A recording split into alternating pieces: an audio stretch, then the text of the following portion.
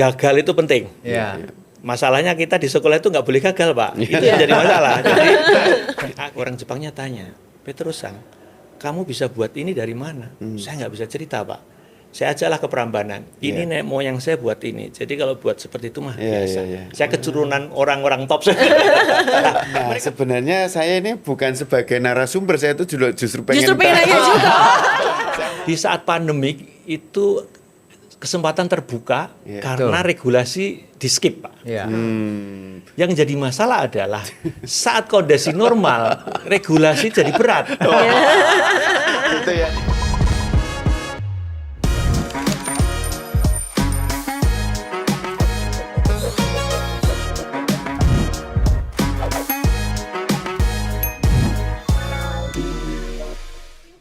Halo pemirsa, apa kabar? Podcast Jogja Invest kembali hadir menjumpai Anda selama 60 menit ke depan bersama saya Artika Amelia. Dan seperti biasanya tamu-tamu istimewa hadir di podcast Jogja Invest yang nantinya akan membahas mengenai satu tema yang sangat menarik untuk kita diskusikan bersama. Nah, hari ini pemirsa kita akan membahas mengenai ekonomi kolaborasi antara dunia industri dan perusahaan rintisan sebagai sebuah arah baru dalam investasi. Wah, ini tentu saja cocok sekali untuk Anda yang ingin mengetahui lebih banyak terkait mengenai ekonomi dan juga investasi. Jadi monggo yuk silahkan kita nonton podcast ini sampai dengan selesai. 3 orang narasumber sudah bersama saya di kesempatan hari ini. Saya ingin menyapa terlebih dahulu yang spesial, yang beliau ini juga di tengah-tengah kesibukannya hadir untuk di podcast Jogja Invest kali ini.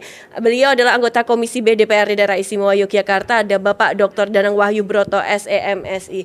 Pak Danang, apa kabar Bapak? Sehat, alhamdulillah. Oke, Mbak Tika. selalu semangat ya Pak ya. Semangat. Mantap. Mantap, terima kasih. Dan tentunya yang kedua, beliau ini adalah Kepala Dinas Penanaman Modal dan Pelayanan Terpadu Satu Pintu Daerah Istimewa Yogyakarta, Bapak Agus Priyono MEC. Pak Agus, terima kasih kehadirannya. Sama-sama. Oke, sudah harus ke sana sini ya dan menyempatkan untuk ke sini. Ya, yang penting sehat. Yang penting sehat, yang penting bahagia. Ya.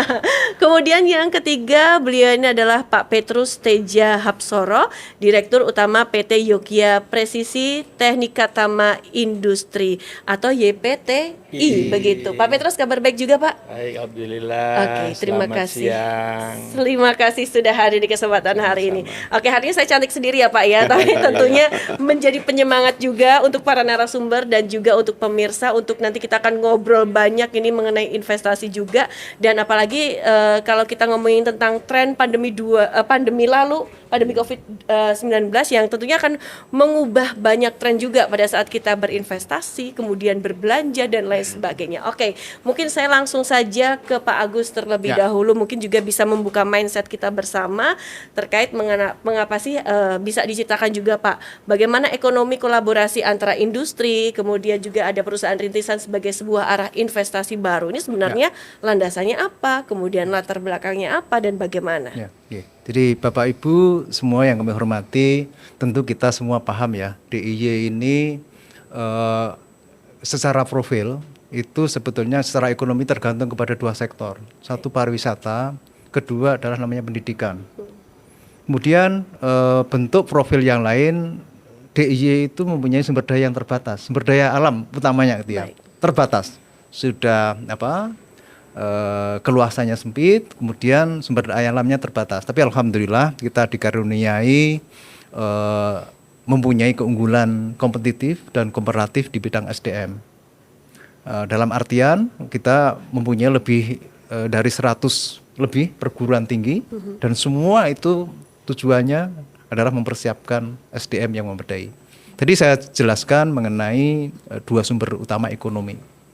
Ya, termasuk kalau kita bicara pariwisata, itu ada namanya ekonomi kreatif. Gitu ya. Jadi beberapa hal tadi ini menjadikan bahwa yang dimajukan di DIY ya sifatnya yang berbasiskan kepada knowledge based economy. Gitu ya. Nah, sumber dayanya terbatas, kok mau tidak mau kita harus kedepankan aspek bagaimana keunggulan SDM yang DIY. Gitu ya. Nah, sekarang kita bicara masalah bagaimana kolaborasinya dengan dunia industri, gitu ya ini ya. Jadi Bapak Ibu semua, alhamdulillah di DIY ini termasuk salah satu daerah yang tumbuh subur bagi para startup, pengembangan startup. Nggih, Pak Petrus nggih. Ya. Ada daerah Jakarta dan sekitarnya pasti, daerah Bandung pasti. DIY termasuk salah satu daerah yang tumbuh berkembang untuk para startup gitu ya, perusahaan rintisan lah gitu ya. Alhamdulillah itu berkembang baik di Jogja. Ya, tentu mungkin nanti Pak Petrus yang akan menyampaikan mengapa kok Jogja masuk dalam salah satu pilihan utama generasi muda untuk mengembangkan bakatnya seperti itu ya. Mungkin environment Jogja yang memang ini mendukung untuk berkembangnya seperti itu. Di samping tadi didukung oleh tenaga dari SDM yang memang banyak tersedia di Jogja. Tentu ini semua akan optimal bila ini ada kolaborasi. Di satu sisi aspek SDM-nya kita alhamdulillah tadi insya Allah ready lah gitu ya. Kemudian tentu ini semua akan optimal bila ada linknya dengan dunia industri, gitu ya. Untuk bisa berkembang baik pasti ada kolaborasi antara dunia industri, kemudian juga antara tadi perguruan tinggi, kemudian dunia pendidikan juga, kemudian ada pihak-pihak lain termasuk para tadi SDM-nya. Ini sebetulnya arahnya ke sana. Semua akan tentu saling mengambil manfaat positif. Dunia perguruan tinggi tentunya ini akan sangat didukung juga kalau banyak tadi tenaga. Begitu juga startup perlu perguruan tinggi. Bagaimana dia akan menciptakan inovasi-inovasi kalau tidak ada misalnya inkubasi bisnis. Nah, kira-kira arahnya ke sana gitu Mbak Nia gitu ya. Tentu sama, ini sekali lagi tanggung jawab semua, tidak hanya menjadi tanggung jawab perguruan tinggi ataupun menjadi tanggung jawab pemuda, semua pihak terkait tentu mempunyai tanggung jawab yang sama untuk menjadikan perusahaan rintisan itu sebagai salah satu aset potensi yang harus dikembangkan bersama di daerah istimewa Yogyakarta. Di arah ke sana gitu ya. Oke, baik. Nah, sekarang saya melihat dari sudut pandang dari Pak Danang terlebih dahulu bagaimana ini tentang adanya pengembangan perusahaan rintisan, kemudian startup digital yang ada di daerah istimewa Yogyakarta. Sampai dengan saat ini perkembangannya itu seperti apa, Pak? Saya kira saya sepakat dengan Pak Agus ya. Kalau melihat potensi DIY memang kalau secara sumber daya alam terbatas, tetapi justru SDM manusianya ini luar biasa. Dan kalau kita lihat perkembangannya cukup bagus sebenarnya. Pemerintah juga memfasilitasi klaster-klaster teman-teman yang sedang merintis. Ada di daerah Sagan yang punya aset kita itu Pak, kita bina. Bahkan Pak Gubernur Ngarso Dalam itu menjadi salah satu pembinanya. Kalau saya ingat cerita beliau gitu, wah jago hacker orang Jogja ini. Tapi di satu itu dikelola Pak Gubernur, pemerintah akhirnya menjadi satu potensi yang saya kira bisa terlihat bentuk-bentuk usaha dan jenis-jenis rintisannya. Saya kira perlu disadarkan juga bahwa pemerintah ini dengan terutama DIY dengan posisi potensi yang ada ini, pemerintah mesti support. Meskipun teman-teman juga kita ingatkan kenapa ini sektornya Pak Agus ini perizinan dan investasi penanaman modal, karena nanti kita harapkan juga tumbuh kembangnya juga semakin jelas, tidak terlalu ngombro-ngombro gitu ya, tapi jelas arah tujuannya. Dan saya kira potensi ini cukup bagus dan selalu meningkat. Mungkin bisa kalah daerah-daerah lain karena memang sebenarnya ya gudangnya orang-orang kreatif dan pinter ini memang di Jogja. Oke, nggak cuma seniman juga ya. Gimana Pak? Mungkin Bapak pernah cerita juga. Jadi yang bisa menjebol sistem pertahanannya Amerika itu kalau nggak salah pemuda Jogja lah gitu ya. Mungkin saudara pernah cerita juga yang kan. Pesen Harley, pesen helikopter itu anak-anak Jogja. Anak muda Jogja ternyata gitu. Nah, itu potensi. Memang kemarin belum diarahkan belum masih liar gitu ya. Nah, sekarang justru dikumpulin itu untuk produktif, untuk tentu saja untuk hal-hal yang baik. Oke, ini artinya kalau misalnya masyarakat Jogja nih khususnya yang muda-muda ini banyak yang kreatif seperti itu, ada mungkin satu wadah begitu agar potensi mereka ini bisa terangkul dengan baik seperti itu Pak? Sudah terbangun komunitas ini. Ada komunitas. Ada komunitasnya. Iya, ada komunitasnya. Ada komunitasnya memang belum quote and quote resmi seperti cabang olahraga di KONI belum organisasi yang itu tapi lebih pada sebuah komunitas yang itu kita juga pelan-pelan masuk gitu ya. Kemudian mesti sharing-sharing. Dan itu Pak Gubernur langsung gitu ya Pak Agus ya, pembinanya gitu. Karena memang ini potensi. Ya. Kalau kemarin belum terlihat, kemarin Ya. masih salah arah gitu. Nah sekarang kita bagaimana untuk meningkatkan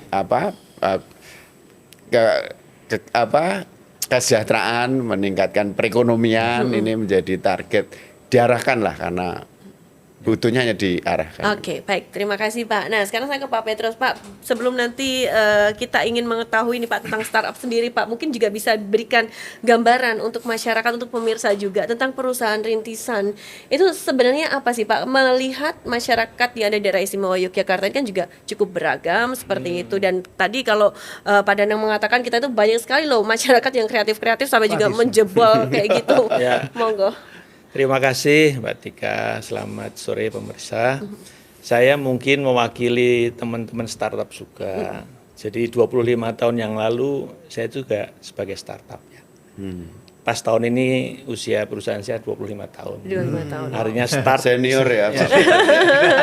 start itu kan mulai mulai naik Naik, ya. iya. Tapi jangan naik terus, harus turun juga biar rasakan Pak. Iya. Jadi sekarang ini banyak startup yang pengennya naik, padahal harus belajar gagal juga. Betul. Supaya ya kita tahu sendiri bahwa di dalam dunia bisnis itu tidak ada yang mulus-mulus aja Pak.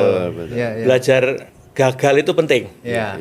Masalahnya kita di sekolah itu nggak boleh gagal Pak. Itu yang jadi masalah. Jadi akhirnya di dunia nyata ini kita harus belajar gagal. Yeah. Nah, jadi setelah saya hampir 25 tahun ini, saya ini punya satu kegamangan gitu loh.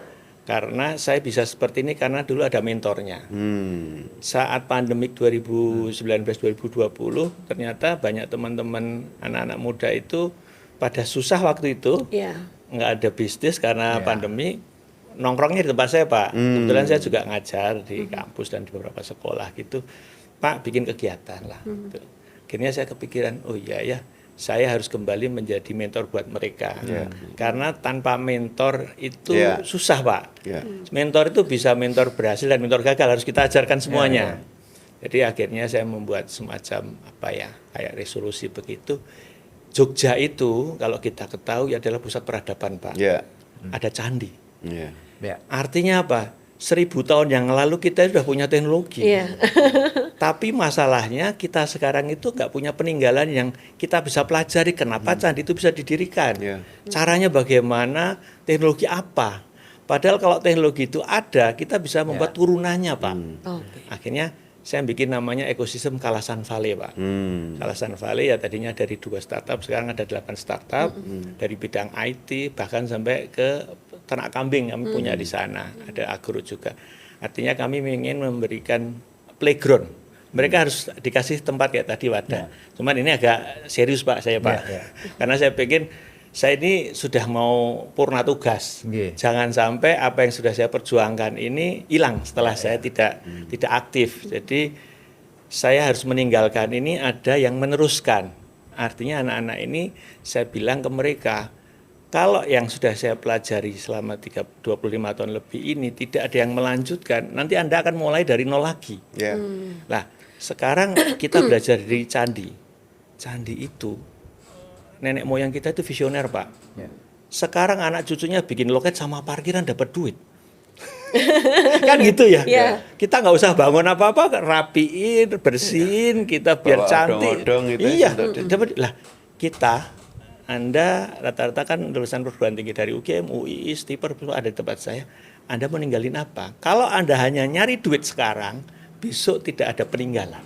Jadi kita kita harus cari teknologi yang kita bisa teruskan supaya ke depan anak cucu kita sustain, minimal kayak Candi Prambanan lah, ada yang ditinggalkan untuk mereka, tidak kita habiskan sekarang. Jadi kita punya semangat 4C+1 Pak sekarang. 1 itu connect, kolaborasi, kompeten, kompetitif, dan terakhirnya cuan Pak, biar selesai. Cuan tetap harus ya. Cuan itu bukan utama, tapi efek daripada 4C ini. Ini kan ada kolaborasi.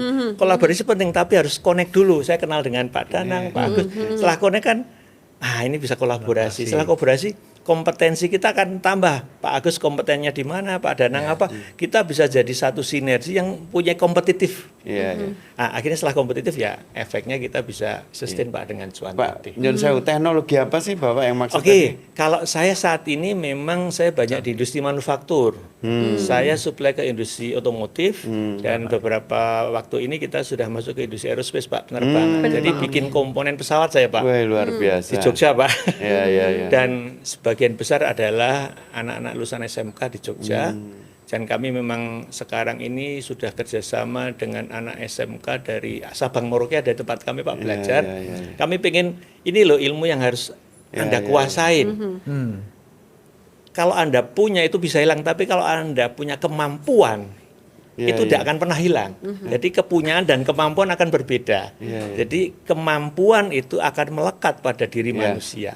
Kalau kepunyaan Anda punya handphone bisa hilang. Iya, Tapi kalau kemampuan tidak akan hilang kalau Anda asah terus. Jadi saya pengen Itu under dari pesawat apa Pak? saya masuk di PTDI Pak, Oh, yang mereka PTDI. supply ke Airbus. Oh, sama Airbus ya. Ya, jadi Itu caranya ngakses minta order gitu? saya butuh waktu puluhan tahun Pak. Saya dari 2004. Kok lama? Saya dari 2004 register, baru 2019 dapat sertifikatnya. Perjalanannya Tapi ya, cukup lama juga ya Makanya Pak. istiqomah tadi. Iya. Oh, iya. Saya pengen ada satu teknologi yang ada di Jogja. Karena di sini banyak perguruan tinggi yang menelurkan orang-orang yang punya kompetensi tinggi, tetapi tidak pernah tinggal di Jogja. Ya. Kita naturalisasi gitu ya. Nah, karena di Jogja tidak ada industri yang menarik mereka. Betul. Jadi ya sekarang YPT itu yang penting terus investasi ya. Jadi investasi di Jogja, Pak. Iya. Oke, ini menarik saya YPTI, tapi kita singgung dikit YPTI agar masyarakat secara luas juga mengetahui Tahu, apa itu YPTI, Pak. YPT itu Yogya itu karena saya orang Jogja, saya pengen ada di Jogja.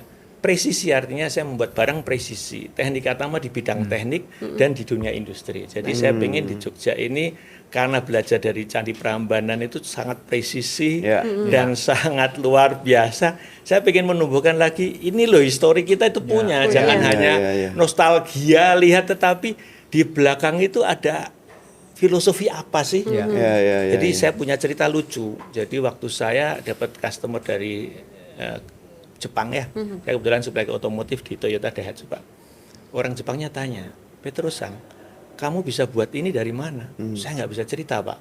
Saya ajaklah ke Prambanan. Ini nenek moyang saya buat ini. Jadi kalau buat seperti itu mah biasa. Saya keturunan orang-orang top. Mereka butuh itu, histori itu butuh Pak. Jadi istilahnya kamu tuh siapa? Bibit bebot kamu siapa? Jangan sampai candi itu hanya sebagai monumen, tetapi filosofi di belakangnya adalah teknologi itu adalah masa depan bangsa. Jogja pusat pendidikan, banyak teknologi dan ilmu yang ada harus kita kembalikan di Jogja. Oke, baik. Nah, Pak Agus, ini Yogya punya YPTI dan juga ada pionir-pionir startup di situ. Bagaimana Bapak menanggapi ini, Pak? Ini tentunya nantinya akan lebih bisa dikenal oleh dunia internasional juga, Pak. Betul. Jadi tadi Pak Petrus menyampaikan memang Jogja itu tempat tumbuh suburnya startup ya. Masalahnya tadi industri besar itu letaknya ada di luar Jogja. Kira-kira seperti itu ya. Betul. Tidak hanya punya Pak Petrus IPTI, ada mungkin kita sering dengar namanya Private ID. Itu sudah masuk Australia, Pak. Sudah ekspansi ke Australia itu asli Jogja loh. Private ID itu loh. Tanda tangan elektronik digital itu loh. Terus mengembangkan materai digital juga. Itu sudah berapa BUMN yang sudah memanfaatkan jasa itu, kantornya ada di Gamping atau Gedean ya. Itu asli. 4 di antara 5 pimpinannya itu asli Jogja. Kantornya ada di Jogja, ada juga di Jakarta. Jadi meskipun terregisternya dulu Jakarta, Pak. Oh iya, tapi protes, Pak. Ya. Karena laporan investasinya masuk Jakarta, saya bilang nggak mau lah, masuk Jogja lah. Masuk Jogja. Saya repot. Saya itu ditarget setahun berapa triliun. Kalau yang gede-gede itu terdaftarnya Jakarta. Namun Jakarta. Betul. Ininya di Jogja kok sama jalan tol sama, Pak. Tapi tahun ini targetnya tercapai Pak Agus? 200%, Pak. Alhamdulillah. Tapi dari target Ini di luar rapat kita. Jangan ini jalan tol tuh. Jogja Solo itu terdaftarnya Jakarta loh, Pak. Oh, masuk Jakarta ya? Kami pindah Jogja. Oh, kalau enggak ya repot kami. Pantesan 200%. Ya, makanya tugas teman-teman salah satunya gitu kan. Iya, benar. Mapping kira-kira mana yang bisa mengatur nilai investasi. prinsipnya LKPM itu kan harus melapor di mana kegiatan Betul, dilakukan, nggak betul, bisa betul. gitu. Saya Betul, protes di betul. Jakarta gitu kan. Cocok Pak Agus. Nah itu seperti itu gini ya. Jadi intinya gitu. Alhamdulillah kita termasuk tempat yang subur untuk berkembangnya Ya. startup Startup, karena ya. tadi berbagai faktor tadi, tapi mungkin yang ternyata industri besarnya itu yang memanfaatkan itu lebih banyak mungkin pihak-pihak luar. Tadi Pak Petrus, Petrus ya. mensuplai ke PTDI kayak itu ya. Tapi mungkin beberapa juga itu berkontribusi terhadap UMKM yang ada di Jogja itu ya. Ya gitu ya. Oke. Ini tugas kami untuk bagaimana supaya teman-teman potensi-potensi yang ada, startup yang ada di Jogja itu bisa menjalin hubungan dengan pihak luar. Kami sering mengadakan namanya forum jejaring investasi. Beberapa startup yang ada di Jogja itu kami sering melakukan pitching juga, Pak. Teman-teman di kalangan mahasiswa, termasuk bulan lalu kami bekerja sama dengan Jogja Junior Chambers ya. Junior Chambers Indonesia cabang Yogyakarta sama melakukan pitching. Biasanya misalnya di tahun 2021 kami akan ada pameran di Dubai. Itu di tahun 2021. Oke, yang lalu ya berarti ya. Kami presentasikan beberapa startup di Jogja melalui sama kita seleksi, kemudian beberapa kita tampilkan. Begitu juga di tahun 2022 kami melakukan pameran terpadu ke Frankfurt sama beberapa startup Jogja itu juga kami presentasikan. Nah, kira-kira gitu untuk tadi menghubungkan antara potensi yang ada dengan kalangan luar gitu ya. Termasuk tidak hanya dengan dunia internasional. Misalnya di tahun 2021 kami melakukan beberapa perusahaan besar di sektor pertanian. Ini kami hubungkan dengan teman-teman startup yang ada di DIY. Supaya tadi kita kelemahan itu kan masih kecilnya keterkaitan antara perusahaan besar dan kecil. Itu masih Indonesia lah, masih kecil gitu ya. Jadi kami mencoba juga untuk supaya Indonesia ada inilah. banget. Semuanya kan saling membutuhkan. Yang besar membutuhkan yang kecil juga membutuhkan yang besar. Nah, itu kegiatan kami kira-kira seperti itu gitu, Mbak. Oke, baik, terima kasih Pak Agus. Nah, Pak Danang, kalau tadi banyak sekali sudah disampaikan oleh Pak Petrus dan juga Pak Agus. Nah, ini tentu saja kalau kita melihat nih, ada hal-hal yang mungkin yang menjadi satu tantangan tersendiri juga. Ini khususnya bagi industri startup yang ada di daerah istimewa Yogyakarta. Toh sebenarnya banyak sekali loh yang juga sudah dihasilkan. Tapi apa sih terkadang mungkin ada penghambatnya atau bagaimana untuk kita bisa dikenal oleh internasional atau di luar negeri begitu, Pak? Nah, sebenarnya saya ini bukan sebagai narasumber, saya itu justru pengen nanya juga. Saya mau ganti Mbak Tika, saya ingin banyak bertanya gitu. Ini Pak Petrus contoh ya. Sebenarnya justru teman-teman yang startup baru perintisan itu apa sih yang diharapkan dari pemerintah itu? Oke, kita berarti kolaborasi aja ya Pak kalau gitu. Jadi gini, Pak. Saya ini sering ketemu dengan banyak startup. Startup itu punya idealisme dan semangat tinggi. Betul. Mereka tidak punya masa lalu. Artinya mereka kalau dikasih kerjaan apapun jalan, Pak. Karena mereka butuh membangun portofolio. Itu saya yang paling suka di situ. Kalau seperti kita kan dikasih kerjaan kakean alasan. Karena kita punya masa lalu. Iya. Jadi sebagai contoh, saat pandemik itu kami ditugasin dari Kementerian Perindustrian Pak Menteri sendiri. Karena waktu itu ventilator tidak ada, akhirnya kami ditugasin. Saya ini kan binaan Kemenperin ya Pak ya. Tapi saat saya ditugasin, saya kan nggak tahu nih elektromedis. Saya ketemu startup saya ini, berani, karena dia butuh portofolio. Akhirnya dia punya karena mahasiswa UGM, punya teman peneliti kan, dosen. Akhirnya ketemulah sama UGM dan segala macam. Akhirnya dalam waktu 3 bulan jadi Pak prototipenya Pak. Dan setelah uji klinis dan segala macam, kita dapat sertifikat TKDN 44%, masuk e-katalog dan alhamdulillah kita sudah jual, Pak. Jual sekitar 50 unit dan tahun ini ada lagi.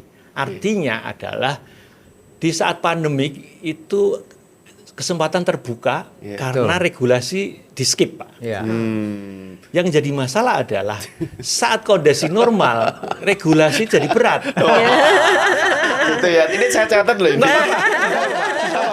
Misalnya Pak, contohnya regulasi dalam hal apa nih yang agak mempersulit nih? Regulasi gini, setiap kita membuat barang, startup itu kan punya ide kreatif yang mencoba memberikan solusi kepada masyarakat. Selama solusi itu dipakai oleh masyarakat, dia akan berkembang. Tapi masalahnya adalah tidak semua solusi itu bebas dijual, harus ada regulasinya. Contoh soal alat kesehatan, itu ada regulasinya karena masuk ke tubuh. Dia harus ngikutin standar ISO. Ujinya bagaimana? Udah uji ke pasien belum? Harus comply dengan aturan. Karena aturan itu dibuat untuk melindungi banyak orang. Pada saat pandemi skip Pak. Kalau maunya orang-orang bisnis ya awaton payu atau Sekarang yang mungkin ada baiknya bagi kami startup ini jangan sampai semangat itu karena regulasi kita tidak support ya Pak. Artinya gini, kadang-kala kita mau ngurus belum ada regulasinya pemerintah, ya nanti dulu nunggu. Harusnya saat kita ke sana kita urus bareng. Itu penting Pak, karena kalau enggak akan membuat mereka patah semangat. Contoh salah sekarang kita lagi bikin untuk drone gitu ya. Drone itu ada regulasinya Pak. Salah satunya perusahaan yang harus membuat sertifikasi TKD harus membuat NIB izin drone. Padahal teman-teman perusahaan IKM belum ada drone kan gitu.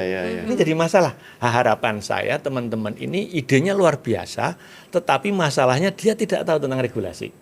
Nah, regulasi ini kan sebagai pendukung dari produk tadi supaya bisa comply dan diterima masyarakat. Nah, bisa nggak teman-teman nanti dari tempat Pak Agus, Pak Danang, apa yang dibutuhkan teman-teman dalam menciptakan sesuatu, jangan ditutup karena nggak ada regulasinya. Kita carikan regulasinya. Kita buat regulasinya. Itu satu regulasi.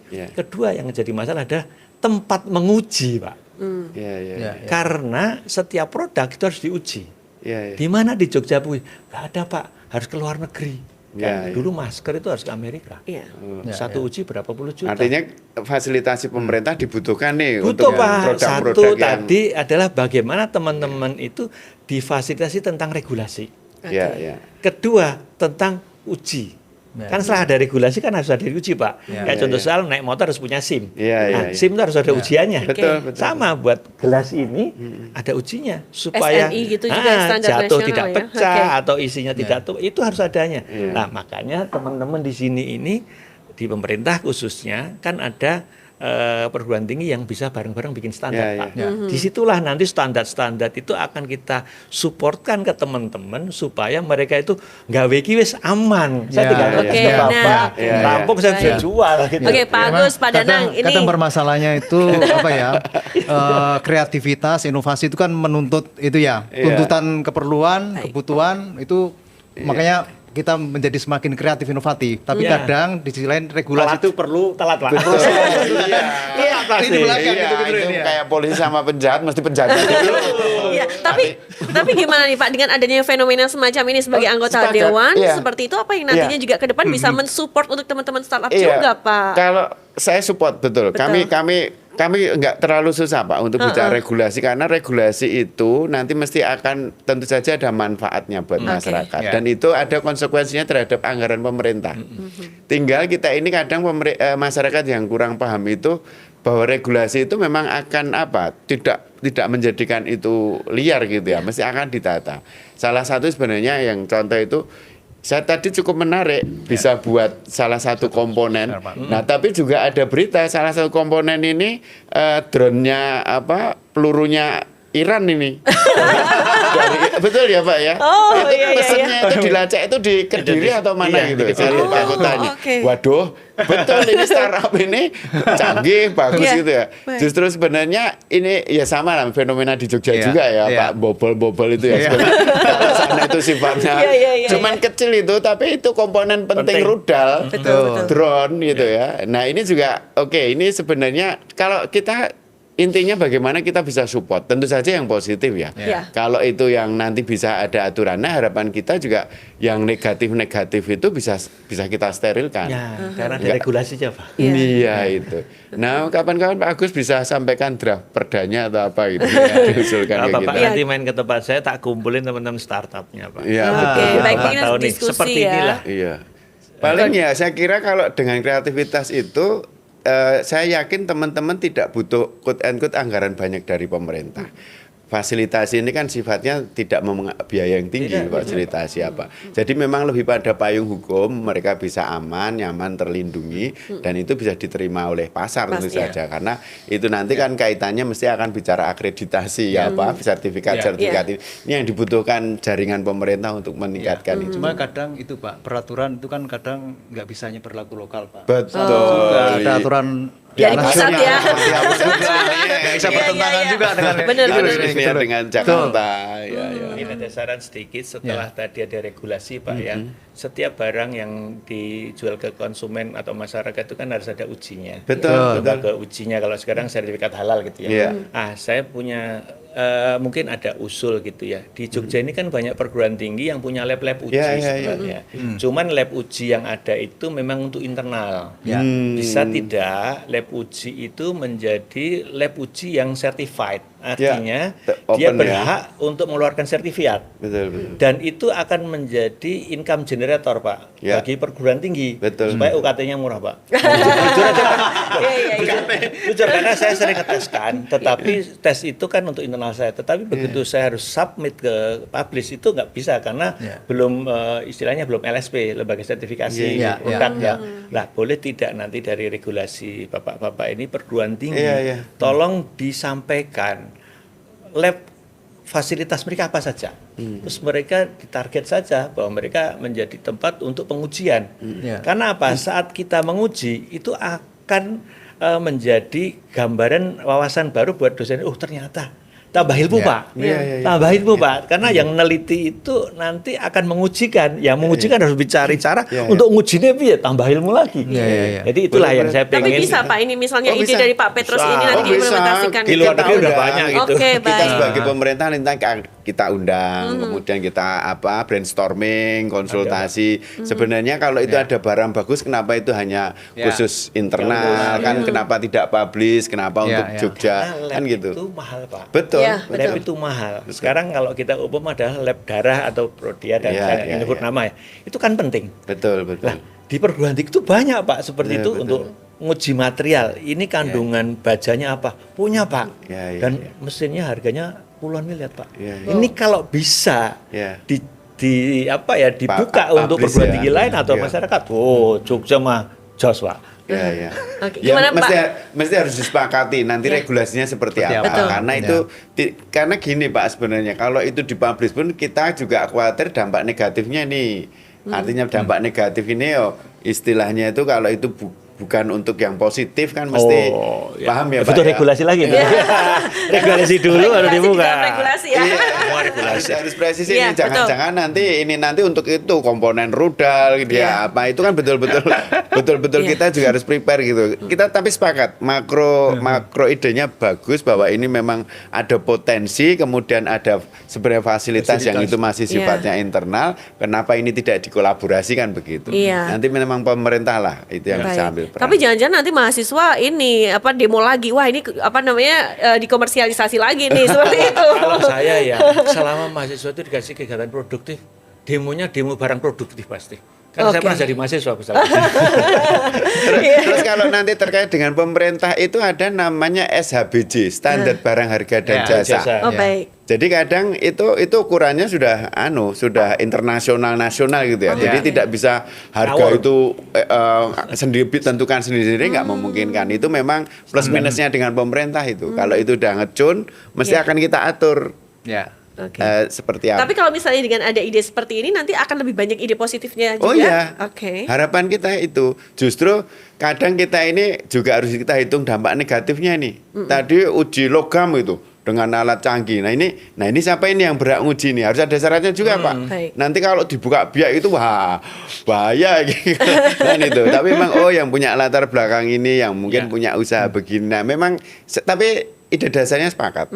Tinggal bagaimana mengoptimalkan yang positif dan kita tekan yang negatif. Baik. Nah, Pak Agus, ini kalau selama ini dari DPM PTSP sendiri, adakah mungkin program-program yang tentu saja mendukung untuk para startup ini, Pak, yang mungkin juga sedang berlangsung ataupun juga sudah berlangsung, Pak? Tadi saya sebutkan 2021 itu tadi kan sebetulnya trigger up untuk berkembangnya startup kan COVID, COVID, ya, pandemi benar. ya. Artinya yang semula teman-teman di Jogja itu sudah punya dasar inovatif, kreatif, tambah kreatif Tambah lagi. kreatif lagi. Banyak sekali. Karena kepepet Pak. Gitu The kan. power of kepepet Tapi ya. jadi kayak hutan belantara pada seneng saya juga agak bingung. Soal ini gitu. Banyak loh Mbak. Ini mungkin Pak Petrus punya datanya. 2000-an Mbak ya. Kita startup di Banyak Jogja. lebih, 2000-an loh. Startup di Jogja itu kan ya. Meskipun nggak data resmi tapi beberapa ini menyebutkan sekitar di 2000-an Pak itu kan. Ini gede loh itunya. Jadi ya ada yang eksis, ada yang Ya. tadi jatuh bangunnya itu ada yang bisa. Butuh mentor Pak. Butuh mentor. Pak Pasti Petrus, tetap. Pak Agus, kalau kita butuh data startup yang konkret, yang mungkin agak quote unquote kita resmikan begitu, itu gimana caranya? Nanti saya mintakan ke teman yang ngurusin startup Ya, Jogja. ini teman-teman Itu yang Pak ini. Agus. Iya, iya. Langsung tak kasih Pak Agus nanti. Karena itu kan harus ada jelas nih Ya, ya. bentuk Klasternya makhluknya apa? seperti apa, Ya. klasternya seperti Ya. apa, sehingga kita juga oh ini yang kita support, oh ini Ya. mungkin yang middle up, Ya. yang Betul. ini middle. Ya. Saya memang, kira. memang Gitu. harus datanya itu ada Ya. supaya pemerintah Betul. itu mau menyiapkan apa sesuai Iya, dengan betul. Betul. Sepakat nanti saya. Ya. Makanya Jadi tugas kami hari ini untuk- saya terima kasih diundangin. Jadi saya bisa curhat. Iya. Saya ngomong sama siapa kan gitu. Ya, siapa tahu juga nih pemirsa yang nonton nanti bisa komen-komen juga kan. Ada Ya. masukan-masukan juga terkait Ya. startup di daerah Ya. semua Yogyakarta. Jadi peran gimana, kami Pak seperti Agus? itu. Jadi mencoba untuk menghubungkan dot-dot yang ada, berbagai pihak yang ada untuk tumbuh berkembangnya startup gitu ya. Itu kami tadi saya sampaikan, kami menyelenggarakan beberapa forum, namanya Forum Jejaring Informasi dan Investasi yang mengundang beberapa startup, kemudian pihak akademi dan juga beberapa pihak terkait lainnya, termasuk tadi menghubungkan dengan perusahaan-perusahaan supaya tadi ada saling membutuhkannya itu bisa tercipta ya. Tentu kami memberikan kesempatan beberapa startup yang kira-kira itu potensial untuk dapat kami promosikan kepada pihak-pihak di luar. Mudah-mudahan ini sama sebagai penyemangat juga, sebagai mencoba untuk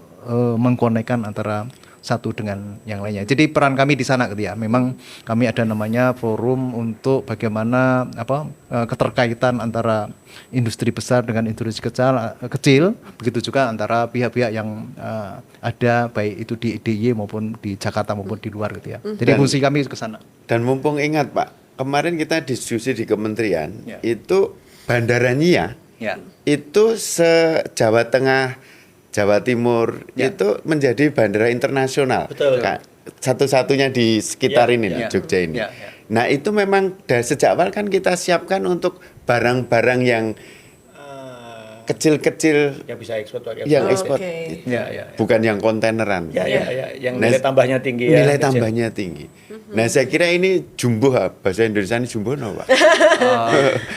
Synchronize itu. Oke, sinkron. Oke. Ini bahwa potensi Jogja dan mungkin sekitarnya. Jadi kalau nanti Jogja regulasinya dan startupnya ini, Ya. kan kita bisa ini teman-teman dari Jawa Tengah, Magelang, yang sekitaran ini, Ya. ini kan juga bisa merapat kembali bahwa nanti misi bandara internasional itu bisa. Jadi hub di situ ya Pak. Ya, ya. jadi bisa. Hub teknologi, hub pariwisata juga. Jadi kita sedang mengembangkan namanya Aerotropolis, Pak. Betul, Itu termasuk saya diminta Ngarsu Dalam untuk mengkonekkan antara Pemda DIY dengan JICA, Japan Jepang, International Cooperation Agency. Oke. Jadi kita alhamdulillah dapat bantuan Bapak. Wes mantap. Kajian dari Jepang. Baru kemarin karena ada Ngarsu Dalam, oke, kita dapat kajian sifatnya umum. Iya. Pemda DIY yang harus mendetailkan. Dalam hal ini Kulon Progo ya. Iya, iya. Kemarin hari Senin ya, Bu Made baru menyampaikan ke JICA. PJ Bupati. Nah, 2 hari terus langsung Ganti. diganti. Hari Senin saya sebenarnya diajak tapi saya ada mendampingi Ngarsu Dalam menerima Dubes Ceko itu ya. Ceko, ya. Jadi detailnya sudah dilakukan Bapak. Mudah-mudahan nanti dalam waktu tidak lama itu konsep detail Aerotropolis itu jadi termasuk tadi menampung keperluan untuk teman-teman startup. Oke, kalau kita melihat dalam jangka panjang nanti keuntungan apa yang akan didapatkan nih Pak? Untuk itu duit tok kuwi. Mbak. Berarti udah. Gitu ya. Jangka panjang. Wah, Candi Prambanan itu kan meninggalkan sesuatu yang masa depan. Visioner lah. Ya. Dan saya senang visi Pak Gubernur jangkauannya luar biasa itu dengan adanya dia kan dengan Surabaya ditutup bukan Ya. internasional, Ya. Semarang Semarang bukan ditutup, itu. Solo ditutup. Yo, Ya. Gila ini loh Mbak. Kesempatan. Betul. Artinya Ya. kita tidak punya pelabuhan laut Benar. gitu ya. Betul. Tapi dengan ini yang Negara. diharapkan nanti startup yang itu yang produknya kecil-kecil Kecil-kecil tapi duitnya banyak ya. Tuh. Iya. Aeropolis itu. Benar. Nah, saya kira ini diskusi kita cukup menarik karena memang ini bicara next ya. Sekarang Iya, sudah dirintis betul. ada 2000-an itu. Tinggal sekarang kita memang sepakat kolaborasi. Kita harapkan kita open minded semua lah dari perguruan tinggi, laboratorium, teman-teman startup, teman-teman yang perintisan startup itu jangan lihat pemerintah itu yang seragam medeni gitu. Kita Karena nggak kenal Pak. Iya. gitu loh, Pak. Saya ini kan sering di masyarakat, Pak. Saya Iya. sampai sama teman-teman kalau dengan masyarakat nggak usah seragam, saya tuh sampai gitu. Pakai batik aja karena kadang masyarakat begitu lihat Ada seragam. barrier, Pak, ada barrier. Nah, Udah takut duluan. ya, padahal Pak. fungsinya pemerintah itu betul-betul Iya. pelayanan. Kita anggaran itu kan Pak Agus Betul. ini. Berapa miliar? Itu pelayanan. Bagaimana ini mensupport masyarakat? Apa sih yang dibutuhkan? Nah, ini saya kira diskusinya produktif, kita optimis lah. Betul. DIY dengan sumber daya alam yang terbatas, kita akan mengoptimalkan sumber daya manusia yang luar biasa. Oke, baik. Nah, ke Pak Petrus lagi nih, Ya, karena rajanya gimana? startup kayak gitu ya.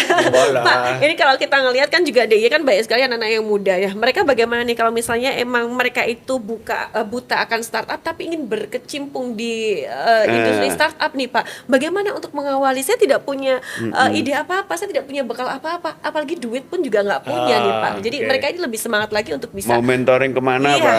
betul. Jadi saat ini memang banyak perguruan tinggi punya semacam inkubator. Inkubator. Jadi memang awalnya memang dari perguruan tinggi dulu. Betul. Karena memang perguruan tinggi itu kan tahu siapa muridnya, siswanya ya, sehingga nanti akan diarahkan oleh mereka. Seperti yang startup saya dulu awalnya juga dari kampus, Ya. tapi begitu diakselerasi dia kan butuh networking ke industri. Ya. Nah itulah tugas kami. Jadi untuk talentnya itu kami harapkan perguruan tinggi yang memulai dulu. Karena kalau kami harus memulai jauh Ya, hari, ya, ya. kita tugas kami akselerator, Ya. bukan mencari talent pool. Oke. Tapi walaupun gitu kami sering dengan perguruan tinggi membuat acara-acara seminar tentang apa namanya merealisasikan mimpi tentang masa depan. Nah, kami sering ngasih apa namanya motivasi lah. Jadi provokator lah saya, persuasif dan provokatif gitu ya. Nah, yang mungkin ke depan kami butuh Pak, karena salah satu yang dibutuhkan teman-teman ini adalah playground, Pak. Ya. Playground itu maksudnya gimana? Tempat mereka mencoba produk-produknya mereka. Oh, bukan modal. Butuh modal nggak? Modal itu nanti akan datang sendiri, datang Pak. Oke. sendiri ya. Kalau saya ya. Jadi nggak perlu modal Di nih, pasar Pak. tak siapnya modal ya. Modal Jadi usaha. gini, playground Iya. playground itu akan menjadi modal yang sangat luar biasa. Contoh soal gini, saya membuat barang ini, kan butuh diuji Pak, dipakai Oh, di oke, masyarakat. oke, oke. Bisa nggak kayak yang di Kulon Progo itu bela beli produk Iya, sendiri. benar. Oh. Nah, produk-produk teman startup ini kan butuh diuji di market. Oke. Masukannya seperti apa? Oh Pak, barangmu kurang bagus, di-improve ininya. Ini terlalu mahal, ini kemasannya kurang bagus. Itulah yang saya ingin harapkan ada playground di situ. Setelah mereka mature, dia bisa ekspor kemana-mana. Tetapi kan produk itu harus dipakai dulu. Iya. Itu kalau kami punya dinas koperasi UMKM itu siapa dengan si bakulnya? Kalau itu kelasnya ke UMKM. loh.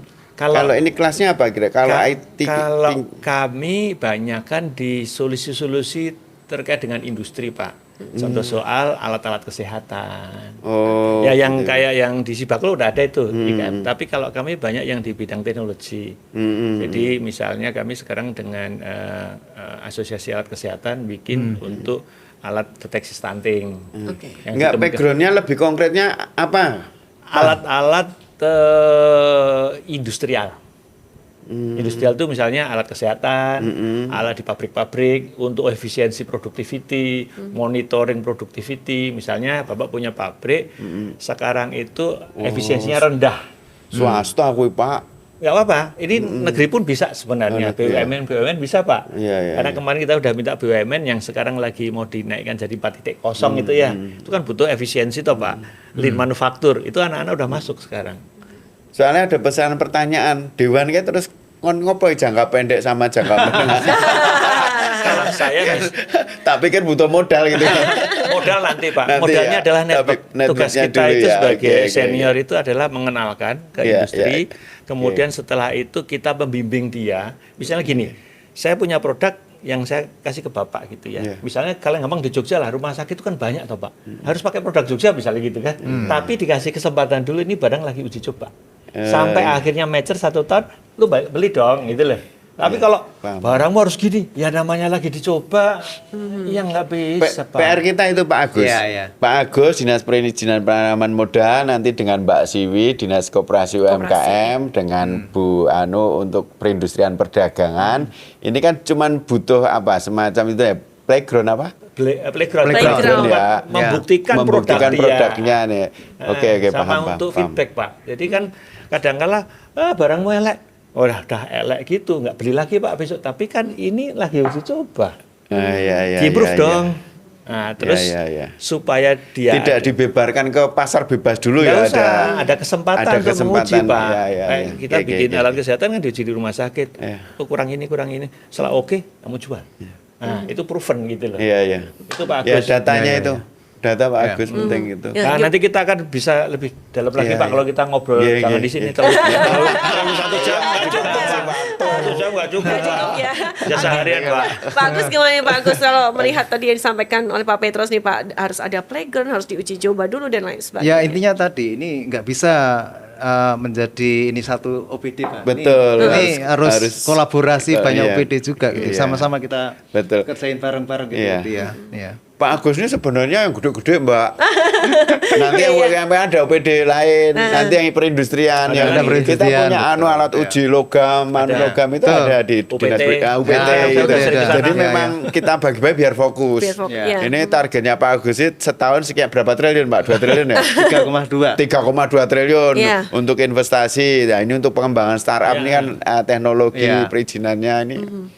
Tugas saya tadi mengkonekkan Mengkonekkan. kesempatan untuk Networking ya, kolaborasi. Pak, ya. Seperti itu ada kesempatan dikenalkan ke Termasuk pihak luar kemarin negeri. startup kita itu ikut pameran di Jerman Pak. Nah, Beberapa betul, kali. Jerman. Di Jerman itu pameran teknologi 3 Oke. tahun berturut-turut Baik, ini. nah nih Pak, kalau kita ngomongin tentang yang di luar negeri ini, khususnya di Jerman, startup sudah pameran di sana. Apa komentar ini untuk warga masyarakat yang lokal di Jerman terhadap startup yang ada dari Indonesia nih Pak? Ya mereka pertama kan kita ikut tahun 2022 setelah COVID pertama. Mereka juga kaget karena kita jadi partner country ya Pak ya. Ya, ya. Kita punya booth yang awal itu 50 perusahaan, yang terakhir 2023 itu 150. Wush, 150 Pak dari Indonesia Pak. Itu partner country. Jadi Indonesia jadi partner country-nya. keren ya. Pameran terbesar Enggak, manufaktur Indonesia, Jogjanya di sini berapa? di Jogja. Saya berempat Pak. Oke. Masih kecil ya. Yang menarik begini Mbak, Iya. yang menarik itu kenapa mereka tak ajak pameran bahkan 3 tahun berturut-turut ini adalah mereka biar melihat satu di dunia lain itu seperti itu. Ya. Oke. Jadi oke, kamu oke. bisa ambil posisi di mana untuk Oke. itu satu. Kedua adalah dengan ada pameran Pak, ternyata banyak perusahaan itu tertarik sama kita. Karena kalau mau masuk di Indonesia harus cari partner lokal Pak. Iya, iya. Ya, ya. Karena yang tahu daerahnya kita. Iya, Iya. Betul. Nah, akhirnya partner startup saya udah punya partner dari Jerman sama Belanda. Oh. Karena mereka punya produk yang menurut dia, oh kamu sudah bisa bikin ini lah. Berarti gua nggak usah ekspor tapi kerja sama malu aja katanya. Tapi tetap buatannya buatan Indonesia. Indonesia. Oke. Kemarin udah MOU di depan Pak Menteri Oh, juga. itu Ya, ya. jagonya beliau ini, Iya. Kemenlu nih. Ya, makanya dari Kemenlu itu kita butuhkan adalah saat kita kerjasama Connect ya. MOU Iya, itu jaringan. secara Iya. hukum bagaimana? Ya, ya biasanya Kalau gitu. kami Ya. sendiri di YPTI, alhamdulillah 2023 kemarin ya Pak Ya. ya, kita sudah joint venture dengan perusahaan Jerman. Jadi sekarang udah bau-bau Jerman Pak, jajaran Sleman saya. Arwata Wijaya nih. Support dari temannya Pak Agus juga kemarin, Pak Acep Sumantri waktu Ya, itu. Pak Acep, ya. Joint venture-nya. Jadi saya ingin bawa teknologi itu ke Indonesia dan bisa kita pakai di sini. Dan kalau sudah punya kerjasama dengan Eropa itu kita ekspornya ke sana lebih Iya. lebih Ya, dipercaya. ini udah proven gitu. Masuk EU itu udah masuk Jerman apalagi. Kalau Jerman tuh standarnya sangat tinggi. Jadi target teman-teman Tapi tak begitu ajak- masuk udah. Begitu ya. masuk udah Jadi inilah, tak masuk ajak yang ke lain sana juga. itu salah satunya lu jangan mikir jualan, lu cari Iya, partner di sana. link ya. Linknya di sana. Oke, mungkin kalau kerjasama yang dilakukan saat ini kan lebih mudah untuk membangunnya. Tapi bagaimana nanti ke depannya juga untuk bisa membangun kerjasama dalam jangka panjang, kemudian standar kualitasnya itu juga tetap sama atau mungkin bahkan lebih bagus lagi? Dan Jadi bagaimana gini, ini? banyak perusahaan Jerman itu tertarik join sama Indonesia. Satu, mereka itu kan usia penduduknya udah tinggi, tua-tua ya. Oh, oke. Mereka butuh anak-anak muda yang kreatifnya tinggi, Pak. Di sana itu usianya kan di atas 45, Pak. Ya. Di kita itu penduduk Indonesia di atas 2931 lah rata-rata penduduknya. Satu, usia seperti itu adalah konsumsinya tinggi. Barang apa-apa laku di Indonesia, di sana mah nggak laku. Kedua, ekonomi kita tumbuh. Jadi mereka itu dulu di Eropa tidak berpikir ke Indonesia karena mereka negara Eropa udah maju, Pak. Tapi sekarang mereka melihat Asia itu menarik, Pak. Iya, anak Pasar yang pasar. menarik. Nah, saatnya kita pameran itu banyak mereka tertarik untuk bangun kerjasama. Salah satunya adalah mereka punya teknologi, tapi nggak punya resource orangnya. Resource-nya ada di kita. Kita butuh teknologi, tapi ada resource-nya. Dua-duanya dapat. Hilirisasi nanti. Jadi kalau lagi masalah itu Mbak, sama aging society gitu ya. Jadi biasalah orang tua tinggal sendiri atau tinggal di panti jompo, gitu loh. Sedikit yang rata-rata punya anak satu, itu. Ya. Jadi bicara masalah pasar mesti meliriknya akan ke kita, ke Asia gitu ya. Di Eropa itu 27 negara ya Pak ya. Itu penduduknya 450 juta penduduk. ASEAN itu 10 negara itu 650 juta. Dan masih muda-muda, jadi marketnya gede. Pasarnya gede. Konsumsi. Kemampuan atau skill apa yang dibutuhkan juga ini khususnya untuk anak muda nih Pak, agar kita mampu bersaing juga dong tentunya dengan negara lain, Pak. Kalau ilmu itu mereka bisa belajar cepat.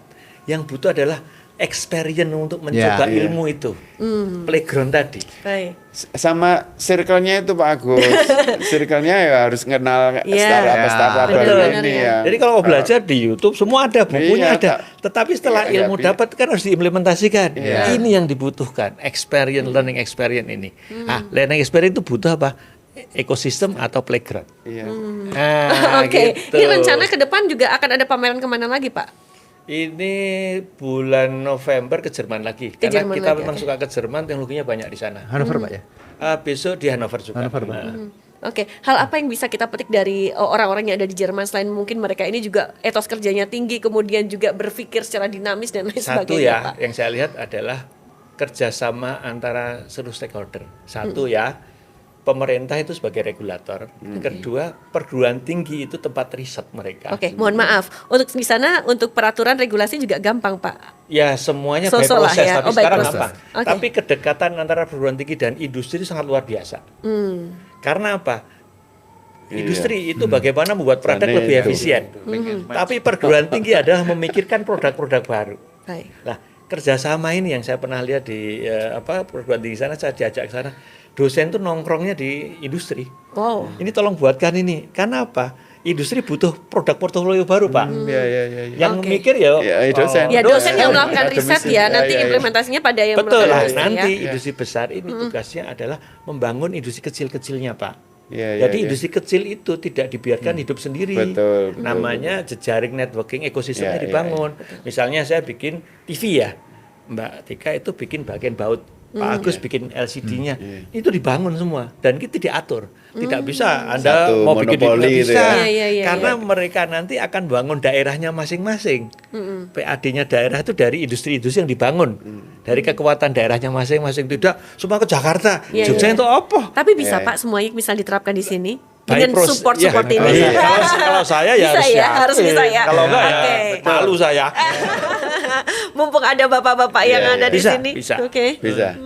Harusnya bisa. Menarik ini, menarik. Dan industri besarnya tidak harus di Jogja. Iya, betul. Terus terserah industri. Di mana? Tapi Tanggung komponen itulah yang dihasilkan. Tanggung oleh jawab industri startup besar itu Jogja. tidak harus membuat perusahaannya kecil-kecil, Pak. Kita bangun industri kecil di daerah-daerah. Daerah-daerah, betul. Biar orangnya nggak usah pergi, Pak. Iya, iya. Ya, Betul, industri misalnya Jogja itu spesialis baut, ya udah baut dari jam. baut jam saya baut pesawat ya di situ, Pak. Oke. Oke, baik, terima kasih Pak Ya. Petrus, Pak Agus dan juga Pak Danang. Katanya benar ya Pak Petrus 1 jam nggak cukup. Nanti mungkin di lain kesempatan bisa ngobrol lebih intens lagi untuk sering berkolaborasi. Nah, sebelum menutup perjumpaan kita hari ini, ada closing statement terlebih dahulu. Monggo Pak Danang yang disampaikan. Saya kira kami dari DPRD ya selalu melihat potensi-potensi yang ada ini gemes juga. Kita itu suruh ngapain? Ternyata kebutuhannya kan tidak sesuatu yang besar menurut kami. Tidak perlu perda yang mengatur, yang implementasinya terkait dengan anggaran. Tetapi ini butuh ruang. Teman-teman startup, perintis dan yang ada ini butuh ruang untuk bisa mengonekkan dengan perguruan tinggi, bisa kolaborasi dengan yang lainnya. Saya kira ini menjadi sesuatu yang menarik untuk kita diskusikan lebih lanjut. Bagaimana konkretnya seperti apa? Oke, baik. Terima kasih kawan-kawan. Berarti nongkrong bareng ya Pak Petrus, ada ngopi-ngopi bareng, ada yang nanti disampaikan lagi. Monggo Pak Agus silakan. Ya, kalau kami sesuai dengan ketugasan kami, tentunya kami ke depan akan semakin intensif untuk mencoba menghubungkan pihak-pihak terkait dalam rangka untuk pengembangan perusahaan-perusahaan rintisan yang ada di daerah istimewa Yogyakarta, ya, baik itu pihak-pihak di dalam negeri maupun pihak di luar negeri. Oke, baik. Terima kasih Pak Agus. Monggo Pak Petrus silakan. Ya, dari saya bahwa di Jogja ini banyak perguruan tinggi, banyak anak mudanya. Kalau bicara tentang bonus demografi, jangan berpikir kita mencari kerja, tetapi bagaimana kita menciptakan lapangan pekerjaan juga. Oke. Justru itulah startup itu dibutuhkan untuk membangun lapangan pekerjaan. Jadi saya harap teman-teman anak-anak muda ini juga mau untuk mencoba membuat usaha, namun bantuan yang dibutuhkan dari pemerintah adalah mempermudah mendukung mereka saat mereka membuka usaha. Supaya bonus demografi itu satu, SDM-nya siap kerja tetapi lapangan pekerjaan juga ada. Oke, Itu baik. saja. Terima kasih Pak Petrus, Pak Agus, Pak Iya, Danang juga Mbak sudah Tika. hadir di Iya. podcast Jogja Invest, dan ini obrolannya semuanya daging. Semoga bisa membuka wawasan juga untuk pemirsa terkait obrolan kita hari ini. Saya harus pamit dan juga terima kasih untuk Dinas Penanaman Modal dan Pelayanan Satu Pintu Terpadu Daerah Istimewa Yogyakarta, dan tentunya yang sudah mendukung acara hari ini adalah Pusat Desain Industri Nasional Yogyakarta dan juga Lofi Sofa. Akhirnya saya Artika Amelia harus pamit undur diri, sampai jumpa di lain kesempatan.